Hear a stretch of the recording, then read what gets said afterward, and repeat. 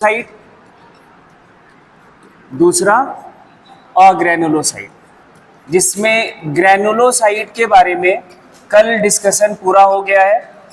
अब हम बात करेंगे अग्रेनुलोसाइट के बारे में आज। हेडिंग बनाओ अग्रेनुलोसाइट। अग्रेनुलोसाइट की जब बात करेंगे तो हमने कल देख लिया था कि ये दो टाइप्स के होते हैं। कौन कौन से? नाम बोलो भाई। Monocytes and lymphocytes. लिम्फोसाइट्स, ये तो टाइप्स की बात हो गई।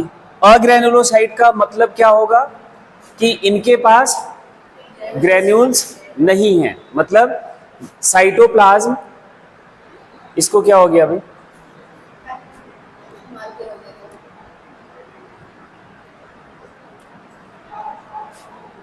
Cytoplasm do not have any granules। इनके साइटोप्लाज्म में कोई ग्रेन्यूल्स नहीं है। ये अग्रेनुलोसाइट का मीनिंग आपको लिख लेना है, इतना नोट करो। फिर इनके टाइप्स पे चलते हैं। और एक बात याद रखनी है, इनका जो न्यूक्लियस है, जैसे कल आपने ग्रेनुलोसाइट का न्यूक्लियस के बारे में देखा था, वो कैसे थे? लोब्ड थे, है ना। कोई 2 लोब का है, कोई 2 से 3 है, कोई 4-5 लोब का है। इनके न्यूक्लियस लोब्ड नहीं होते, है ना। एक बात यहीं पे और ऐड कर लो, न्यूक्लियस हैज नो लोब, या फिर लोब्ड स्ट्रक्चर न्यूक्लियस का नहीं होता।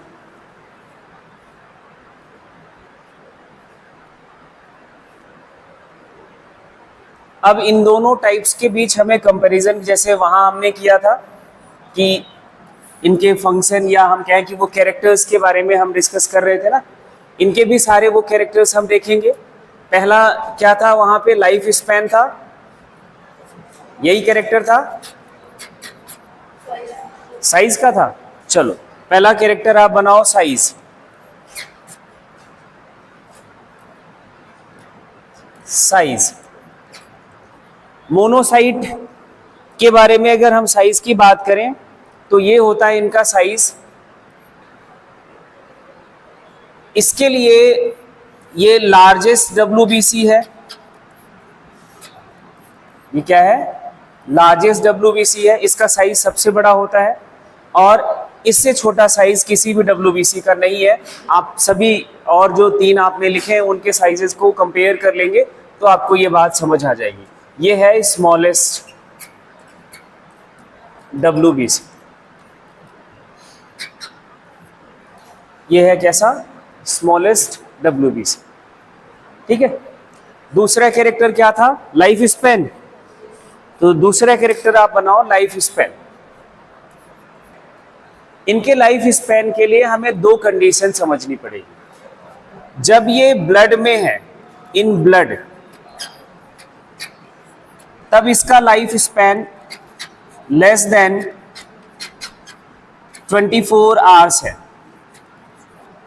जब ब्लड में है, इन ब्लड, तो हम क्या लिखेंगे? Less than 24 hours. लेकिन जब यही कनेक्टिव टिश्यू में पहुंच जाता है, कौन? मोनोसाइट, तब इनका लाइफ स्पैन कुछ हफ्तों से लेकर महीनों तक वहां सरवाइव करता ही। तो यहां पे लिखेंगे दूसरा इसी के साथ, in connective tissue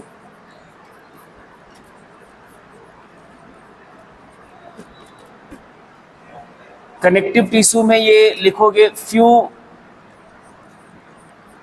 weeks two months, कुछ हफ्तों से लेकर महीनों तक ये वहां सरवाइव करता है। सेम बात लिम्फोसाइट के लिए लिखेंगे। अगर ये ब्लड में है तो इसका लाइफ स्पैन जो है in blood less than 10 days होता है। लेस देन 10 डेज, ये ब्लड की बात हो गई।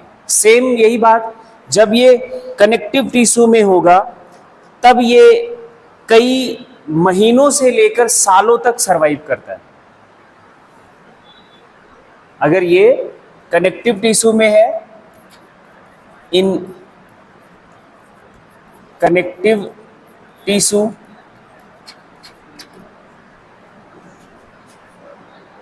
few months या फिर years, कुछ महीनों से लेकर कुछ सालों तक ये वहां सरवाइव करता है। ऐसा क्यों है, वो जब इसके फंक्शन पे आएंगे तो आपको बात समझ आ जाएगी। ब्लड फॉल्स कनेक्टिव टिश्यू, ये जो और हमारी बॉडी के कनेक्टिव टिश्यू है, जो एपिथेलियम जो स्किन है उसके नीचे जो कनेक्टिव टिश्यू है उसकी बात चल रही है। ये पास आउट कर जाते हैं कैपिलरीज को। WBC का शेप कैसा है, अमीबॉइड शेप है, तो इस वजह से ये WBC जो है वो कैपिलरी को क्रॉस कर सकते हैं, और कैपिलरी को क्रॉस करके वो टिश्यू फ्लूइड में पहुंच जाता है। और टिश्यू फ्लूइड कहाँ है, टिश्यू के बीच है, तो कनेक्टिव टिश्यू के बीच भी टिश्यू फ्लूइड होगा, वहां पे ये इनकी जो लाइफ स्पैन है वो अलग होती है। ऐसा क्यों है, क्योंकि इनका फंक्शन ही ऐसा है। जब टिश्यू फ्लूइड में रहता है तो कई जो लिम्फोसाइट एंड मोनोसाइट है, दोनों का काम इम्यून सिस्टम के लिए प्राइमरीली लिम्फोसाइट का, तो वहाँ लगातार एंटीबॉडीज बनाते रहें, और वहाँ इनको एक्चुअली वो कंडीशन मिल जाती है। कंडीशन का मतलब वो प्रॉपर नरिशमेंट मिलता रहता है, तो वहाँ पे सर्वाइव करता है। ब्लड में नहीं मिल पाता, हाँ नहीं जाएगी। तो ये तो बात हो गई किसके, लाइफ स्पैन की। उसके बाद चलो इनके न्यूक्लियस की बात कर लेते हैं। इधर आपने क्या लिखा था, मोनोसाइट, एंड दूसरा कॉलम आपका लिम्फोसाइट का है, लिम्फोसाइट। अब देखो जो कैरेक्टर था अपना, अब जो नेक्स्ट कैरेक्टर की जो हम बात करने जा रहे हैं वो न्यूक्लियस की बात करने जा रहे हैं। न्यूक्लियस के बारे में हमने पहले एक बात बोल दिया है कि वो लोब्ड नहीं होता, ठीक है, बट इनके न्यूक्लियस में थोड़ा सा आपको एक बात याद रखनी है। मोनोसाइट का जो न्यूक्लियस है वो किडनी शेप होता है, किडनी, या फिर इसी के लिए वर्ड लिखते हैं बीन शेप। कैसा होता है, किडनी या फिर बीन शेप, न्यूक्लियस इसका किडनी या फिर बीन शेप्ड। एंड जब लिम्फोसाइट की बात करेंगे तो इनका जो न्यूक्लियस है वो, अच्छा पहले इसका डायग्राम भी देख लो, क्योंकि WBC है तो आपको शेप का कोई टेंशन है नहीं। तो आप बीन देखा ही है सबने, नहीं देखा है, सोयाबीन घर में है कि नहीं, सोयाबीन की सब्जी आप खाते हो, उसका शेप कुछ ऐसा ही होता है। थोड़ा ये डायमीटर आपको कम कर रहे हैं, इसमें ग्रेन्यूल्स नहीं बनाएंगे, एक बात का ध्यान रखना। अग्रेन्युलोसाइट है तो इसमें ग्रेन्यूल्स आप नहीं बनाओगे, ये इसका ध्यान रखना।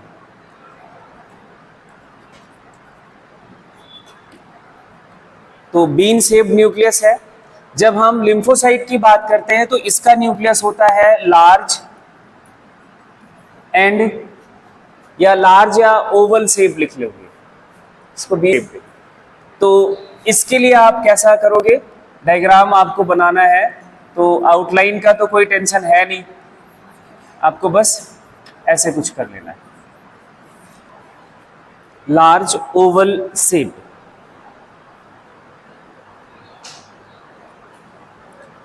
अब नेक्स्ट कैरेक्टर की हमने जो बात की थी वो था इनका फंक्शन, इनका बॉडी में क्या रोल है, इनके फंक्शंस क्या हैं, वो उस पे आ जाते हैं। मोनोसाइट के लिए पहले बात लिखो, ये आपका इनका जो फंक्शन है वैसे है इम्यूनिटी के पर्पज से ही है, ये फैगोसिटिक इन नेचर होता है। अब ये फैगोसिटिक वर्ड आपको पता होना चाहिए, फैगोसिटिक इन नेचर मतलब क्या होता है, बॉडी में जो भी फॉरेन पार्टिकल्स है उसको निगल जाता है, खा जाता है एंडोसाइटोसिस की प्रोसेस के थ्रू, ठीक है। क्योंकि इसका साइज सबसे बड़ा है, ये लार्जेस्ट WBC है, तो इसके लिए एक वर्ड और देते हैं, मैक्रो पोलिसमैन। ये इसको क्या नाम देते हैं? मैक्रो पोलिसमैन या फिर स्कैवेंजर सेल। स्कैवेंजर क्या होता है? जो डेड सेल्स को खाता है, डेड एंड डिकेइंग नहीं, डेड सेल्स को। मतलब या जो हमारा कोई फॉरेन पार्टिकल जाता है बॉडी में, कोई पैथोजन एंटर करता है, उसको मरने के तुरंत बाद इसको खा जाता है, डिकम्पोज होने से पहले ये इनगल्फ कर जाता है फैगोसाइटोसिस की प्रोसेस से। इसलिए इसको हम स्कैवेंजर सेल भी कहते हैं। और मुझे नहीं लगता लिम्फोसाइट के बारे में किसी को कोई परेशानी है। लिम्फोसाइट क्या करता है? अजय, हाँ जी बोलो। एंटीबॉडी प्रोडक्शन करता है। उसके पहले लिम्फोसाइट दो टाइप के होते हैं। एक को बोला जाता है, पहले लिखो बी लिम्फोसाइट, पहला टाइप लिखो बी लिम्फोसाइट, दूसरा टी लिम्फोसाइट। अभी इनके बारे में भी हम बात करेंगे, बट यहां पे आपको नाम लिखना है इन दोनों। ये दोनों का अलग अलग रोल है। जैसे अगर हम बात करें बी लिम्फोसाइट के बारे में, तो बी लिम्फोसाइट करता है transport and production of antibodies. B lymphocyte का काम क्या है? बी लिम्फोसाइट के सामने लिखो और इसको अब याद करो, transport and production of antibodies. जो टी लिम्फोसाइट है ये एंटीबॉडीज नहीं बनाता, ये एंटीबॉडीज नहीं बनाता है। ये करता क्या है? It stimulates B lymphocytes for antibody production. B lymphocyte को ये स्टिमुलेट करता है, किसके लिए? एंटीबॉडी प्रोडक्शन के लिए। खुद एंटीबॉडी, हाँ प्रोडक्शन, हाँ stimulate B lymphocyte for antibody production. ठीक है, तो एंटीबॉडी को प्रोड्यूस करवाता है। बस एंटीबॉडी का जो प्रोडक्शन है वो करता सिर्फ कौन है? आपका बी लिम्फोसाइट। ये ध्यान रखना बी लिम्फोसाइट के बारे में। ठीक है, अब थोड़ा सा इनके स्पेसिफिकली बात कर लें, टी लिम्फोसाइट और बी लिम्फोसाइट के बारे में। पहले आप लिखना टी लिम्फोसाइट के लिए, टी लिम्फोसाइट्स।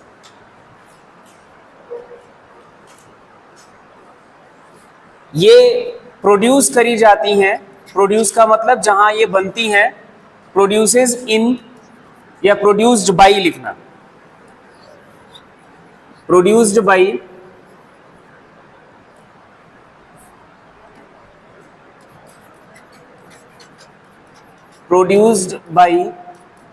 Bone marrow. ये किससे प्रोड्यूस करा जाता है? बोन मैरो से।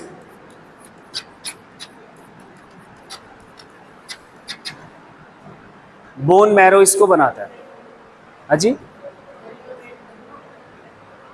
नहीं, red bone marrow, bone marrow से ये प्रोड्यूस करा जाता है। बट इसका जो मैच्योरेशन है, ये मैच्योर कहाँ होती है? But maturation occurs in thymus gland. ये थाइमस ग्लैंड में मैच्योर होता है, बनाया जाता है। कौन बनाता है इसको? Bone marrow. मैच्योर कहाँ होता है? थाइमस ग्लैंड में। ये बात आपको ध्यान रखना है। और टी लिम्फोसाइट का फंक्शन तो आपने लिख ही लिया है, क्या है? Stimulate B lymphocyte for the production क्या for the production for antibodies. ये आप चाहो तो यहां पे लिख लो, स्टिमुलेट्स बी लिम्फोसाइट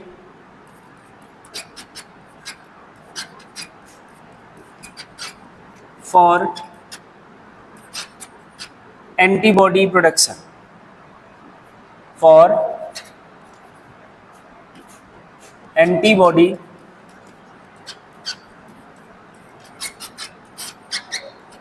प्रोडक्शन। दूसरी बात इनके लिए लिखो, बी लिम्फोसाइट के लिए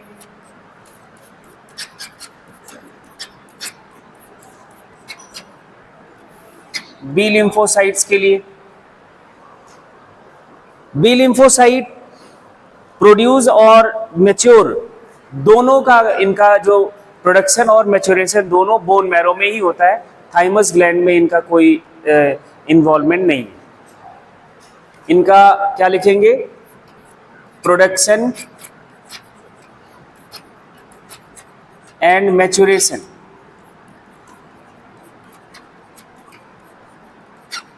कहाँ होता है, बोन मैरो में। बोन मैरो में, वो भी आप लिख लेना कौन सा, red bone marrow.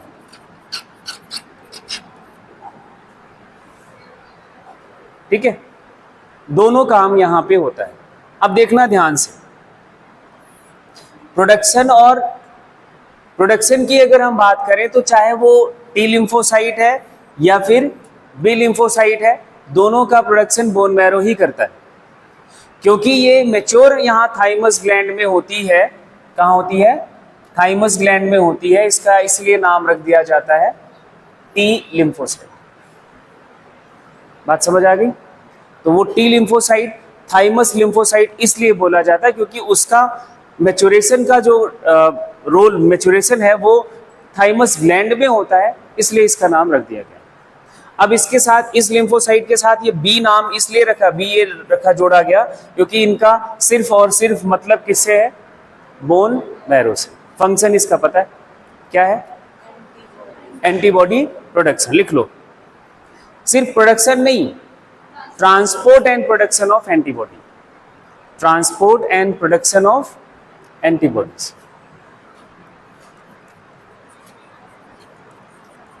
Transport and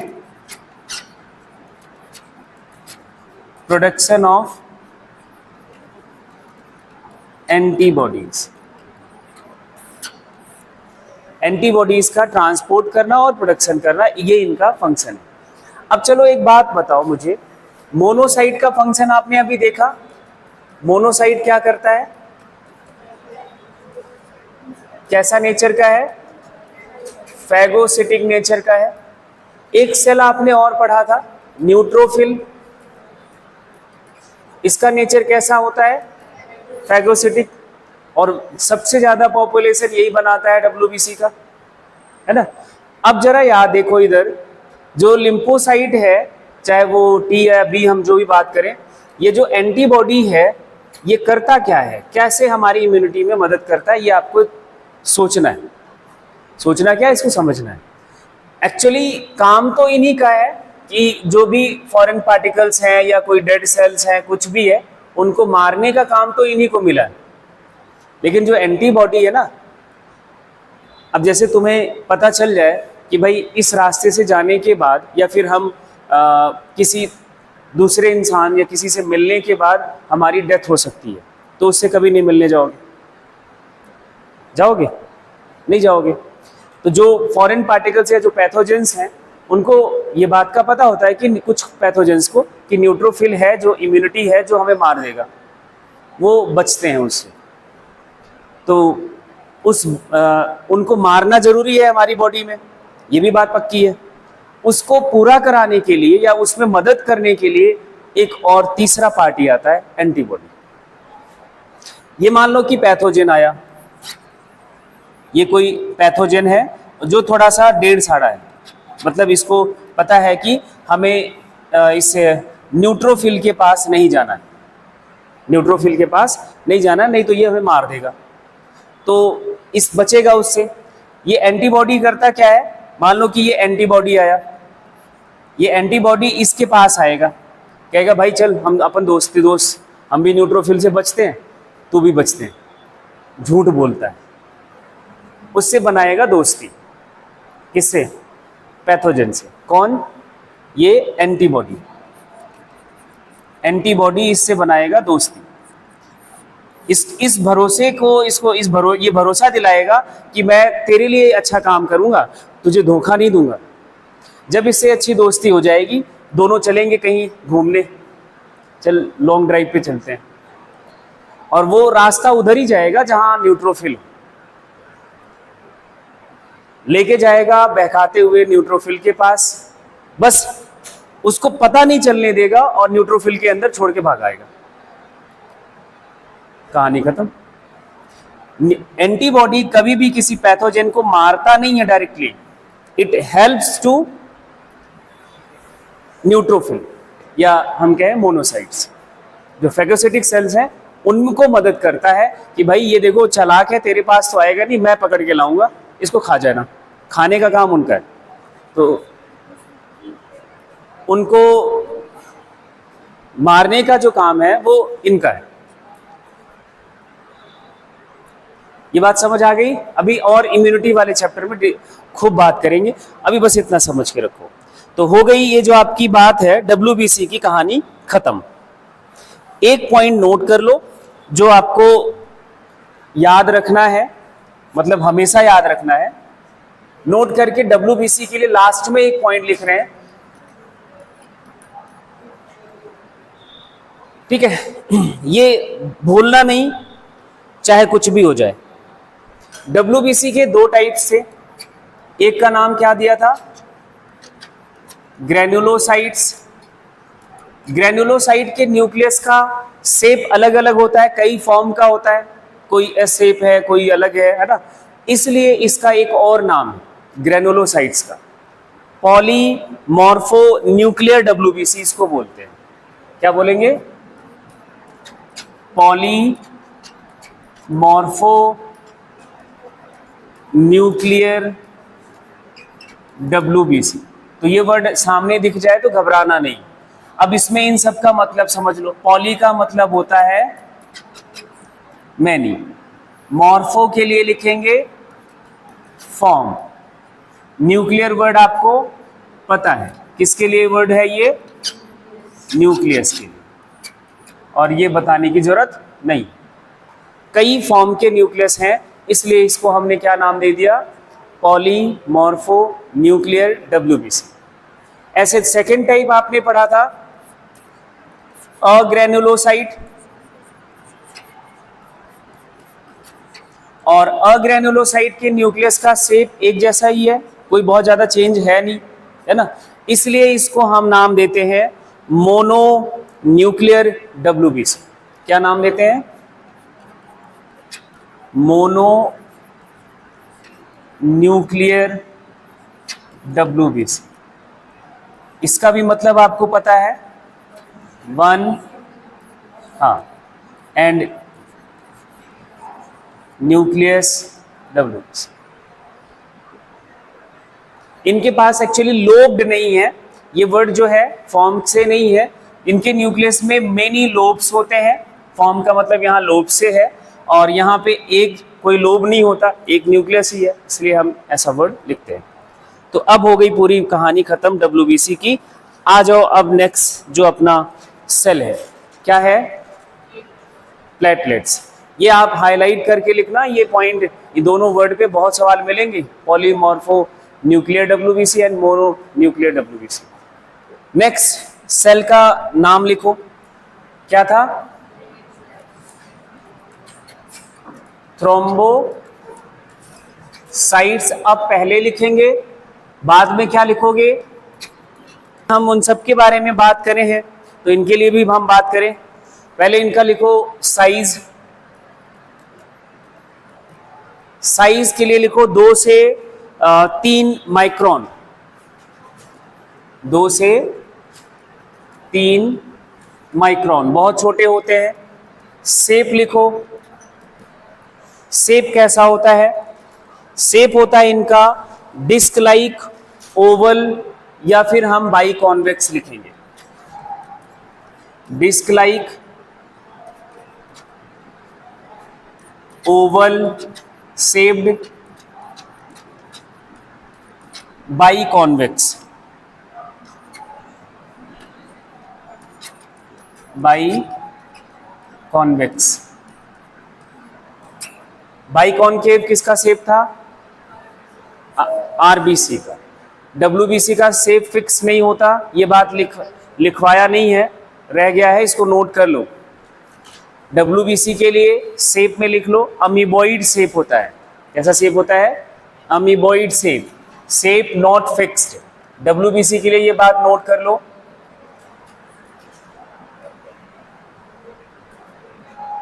जहां आपने डब्ल्यूबीसी खत्म करा है वहां लिख लो amoeboid shape, shape not fixed. इनका शेप फिक्स नहीं होता है, कोई भी डब्ल्यूबीसी जो आपने पांचों पढ़ी है। लेकिन आरबीसी और प्लेटलेट्स के लिए हाँ इरेगुलर शेप भी बोलेंगे, नॉट फिक्स, इरेगुलर तो आपका समझ आ ही जाता है, ठीक है। Disc like, oval shaped, biconvex है, ये बात समझ आ गई। इनका लाइफ स्पैन लिखो, इनका लाइफ स्पैन जो है वो होता है आपका 2 से 5 दिन। कितना? 2 to 5 days। नॉर्मल काउंट लिखो, ये तो सबको पता होगा। नॉर्मल काउंट हाँ 1.5 से 3.5 लाख पर mm³ ऑफ ब्लड।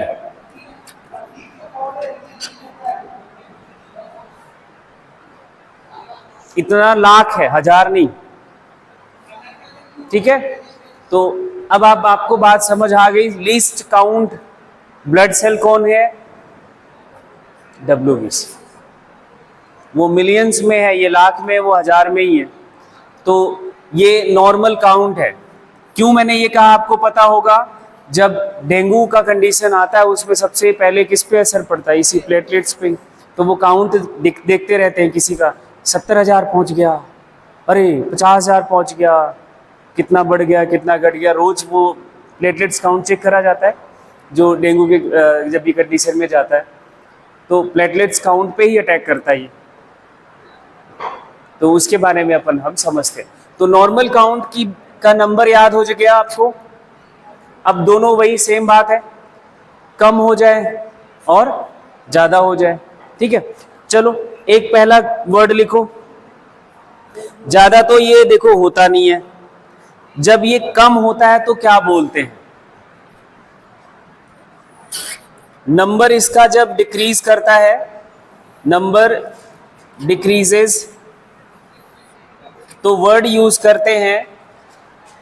वर्ड लिखो इनके लिए, थ्रोम्बोसाइटोपिनिया। जब नंबर डिक्रीज करता है, थ्रोम्बोसाइटोपिनिया, ठीक है। ल्यूकोपिनिया वर्ड याद आया? ल्यूकोसाइटोपिनिया, वहां भी तो नंबर ऑफ डब्ल्यूबीसी जब भी कम हो जाता है तो वर्ड हम लिखते हैं, है ना। तो ये पीनिया वर्ड याद रखना है, लेस काउंट के लिए वर्ड यूज करा जाता है, तो ये बात याद रखनी है। अब इससे होगा क्या? अगर नंबर कम होता है तो आपको मैंने एक वर्ड बताया था कि इधर प्लेटलेट्स का काम क्या होता है? ब्लड कोएगुलेशन या फिर ब्लड क्लॉटिंग। जब कहीं क्या हो जाए? इंजरी हो जाए, ठीक है। तो जो ब्लड क्लॉटिंग का रेट है वो स्लो डाउन हो जाएगा जब ये इस कंडीशन में आओगे। लिखो इसी के नीचे या इसी के आगे लिख लो, क्लॉटिंग डिसऑर्डर्स। क्लॉटिंग डिसऑर्डर, और क्लॉटिंग डिसऑर्डर हुआ तो प्रॉब्लम क्या होगी? मान लो मुझे क्लॉटिंग डिसऑर्डर है, एक्सेसिव ब्लड लॉस होगा अगर छोटा सा भी कट हो जाता है, कहीं कट लग जाता है तो बहुत ज्यादा ब्लड लॉस होगा। यहां लिख लो कॉजेज एक्सेसिव ब्लड लॉस, बहुत ज्यादा ब्लड लॉस होगा ऐसे केसेस में, इसलिए इनका नंबर बहुत कम नहीं होना चाहिए या कम नहीं होना चाहिए। एक बहुत बड़ी समस्या आपको परेशान करती है एक्चुअली, आरबीसी कैसा है, मैच्योर आरबीसी कैसा है, न्यूक्लियस के रिस्पेक्ट में ई न्यूक्लिएटेड है। डब्ल्यूबीसी कैसा होता है, न्यूक्लिएटेड होता है। अब प्लेटलेट्स के बारे में बात करें तो ये होता है नॉन न्यूक्लिएटेड, ये वर्ड हाईलाइट करके लिखना, नॉन न्यूक्लिएटेड।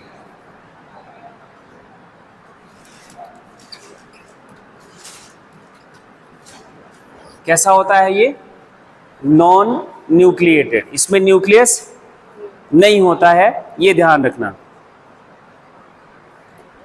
एंड एक इंपॉर्टेंट पॉइंट करके लिखो, ये जो आपका प्लेटलेट्स है, प्लेटलेट्स जैसी चीज सिर्फ और सिर्फ मैमल्स में पाई जाती है और कोई एनिमल का ग्रुप नहीं है ऐसा जहां पे प्लेटलेट्स पाया जाता है। तो एक पॉइंट हाईलाइट करके लिखना, platelets is found in only mammals, ये सिर्फ और सिर्फ मैमल्स में पाया जाता है। ये जो वर्ड है ना, इसके लिए आप ऐसे समझ लो, मर जाओ बट भूलो नहीं। उसमें ये वर्ड सुना होगा कि वो बड़ी क्रिटिकल कंडीशन में है। अब क्रिटिकल कंडीशन का मतलब क्या हुआ, मतलब जिंदगी और मौत का जो बॉर्डर लाइन है ना, उधर है, उधर गए तो कहानी खत्म, इधर आए तो बच गए, that is a critical condition. अब यहां हम बात कर रहे हैं critical count. Normal range platelets का कितना होता है, 1.5 से 5 लाख है ना। एक ऐसा नंबर है, उसके नीचे जाते ही, अभी वो नंबर की बात कर रहे हैं, उसके नीचे जाते ही बॉडी में ना बड़े सिम्टम्स आने लगते हैं, बड़े उल्टे सीधे। वो सिम्टम्स क्या है उसके बारे में भी बात करेंगे। उस नंबर को बोला जाता है, थ्रोम्बोसाइट का नंबर है, that is a critical count. वो है, लिखो यहां पे नीचे, 40,000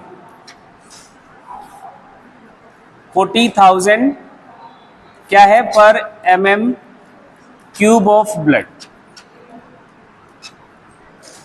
इस नंबर के नीचे जैसे ही थ्रोम्बोसाइट का काउंट होता है तो बॉडी पे ना रैसेस आने लगते हैं।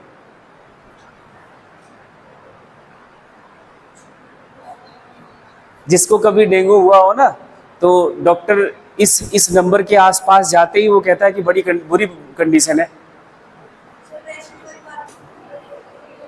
क्रिटिकल काउंट ऑफ थ्रोम्बोसाइट या ऑफ प्लेटलेट्स इज 40,000 पर mm³ ऑफ ब्लड। अगर इससे नंबर कम है, if number less than critical count, if number less than critical count हो जाए, देन रेड स्पॉट्स, या फिर इसी के लिए वर्ड लिखते हैं rashes, rashes appears on body.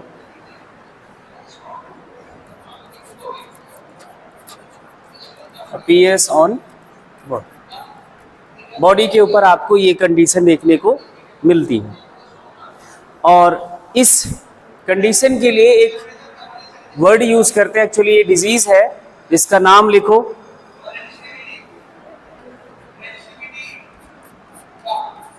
बड़ा अच्छा डिजीज है और डिजीज भी देखो अच्छा है, परप्यूरा डिजीज इसको बोला जाता है, परप्यूरा, PURA, परप्यूरा। इसके साइटोप्लाज्म में भी ग्रेन्यूल्स होते हैं। हाँ, साइटोप्लाज्म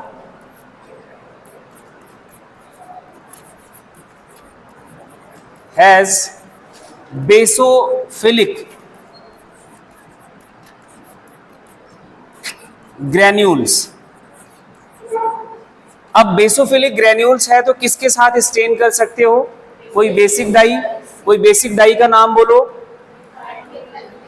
मिथाइलिन ब्लू, तो इसको हम इसके साथ स्टेन कर सकते हैं। That can be stained with methylene blue. बस आज के लिए इतना ही, कल आगे।